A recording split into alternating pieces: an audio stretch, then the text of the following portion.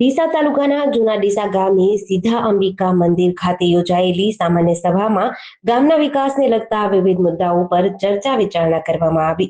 સરપંચ અમૃતભાઈ જે પુનડિયા તથા જિલ્લા ડેલીગેટ આંચલબેન બ્રહ્મભટ્ટની અધ્યક્ષતામાં યોજાયેલી બેઠકમાં રાજ્ય અને કેન્દ્ર સરકારની વિવિધ વિકાસ યોજનાઓ અંગે ગ્રામજનોને માહિતી આપવામાં આવી। સભા દરમિયાન ગ્રામજનોએ રસ્તા, પાણી, સફાઈ સહિતના અનેક પ્રશ્નો રજૂ કર્યા હતા, જેમાંથી કેટલાક પ્રશ્નોનું દિલીપભાઈ બ્રહ્મભટ્ટ, ફારૂકભાઈ દાણી અને હાજર સરકારી અધિકારીઓના સહયોગથી સ્થળ પર જ નિરાકરણ લાવવામાં આવ્યું। જો કે અમુક વિભાગોના અધિકારીઓ ગેરહાજર રહેતા કેટલાક પ્રશ્નોનો ઉકેલ આવી શક્યો ન હતો, જેને લઈને ગ્રામજનોમાં નારાજગી જોવા મળી હતી। ગ્રામ પંચાયત દ્વારા ગેરહાજર અધિકારીઓને નોટિસ પાઠવી ખુલાસો માંગવાની ખાતરી પણ આપવામાં આવી હતી। સભાના અંતે જૂના ડીસા ગામના પારદર્શક અને સર્વાંગી વિકાસ માટે જિલ્લા અને તાલુકા સ્તરના આગેવાનો દ્વારા વિકાસલક્ષી ચર્ચા કરવામાં આવી હતી।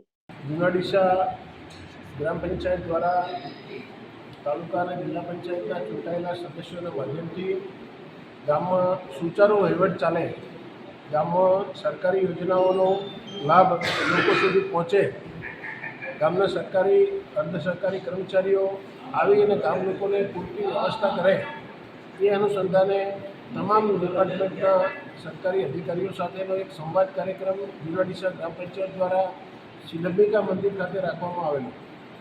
આ કાર્યક્રમમાં ગામ લોકોએ ખૂબ રજૂઆતો કરી।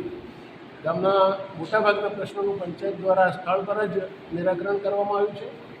એ સિવાયના જે ડિપાર્ટમેન્ટના પ્રશ્નો હતા, એ ડિપાર્ટમેન્ટના કર્મચારીઓની ગેરહાજરીને કારણે એ પ્રશ્નો સોલ્વ થઈ શક્યા નથી। કેટલાક ડિપાર્ટમેન્ટના કર્મચારીઓ ગેરહાજર હતા, એમને પંચાયત દ્વારા નોટિસ આપવાની પણ વાત કરી છે।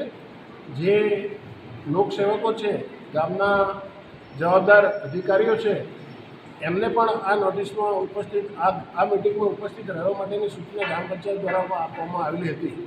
ગામના લોકોના ઘણા બધા પ્રશ્નો, ટ્રાફિકની સમસ્યા હોય, યુજીવીસીએલના પ્રશ્નો હોય, બેંકોના હોય, માર્ગ અને મકાનના હોય, ખાસ કરીને તો આ રોડ આખો પેલો સત્રા સહિત દરગાહવાળો રોડ આખો તૂટી ગયો છે। માર્ગ અને મકાન વ્યવહાર દ્વારા એમનું નિરાકરણ માટેની યોગ્ય વ્યવસ્થા કરવા માટે પણ ઉગ્ર રજૂઆતો થઈ છે।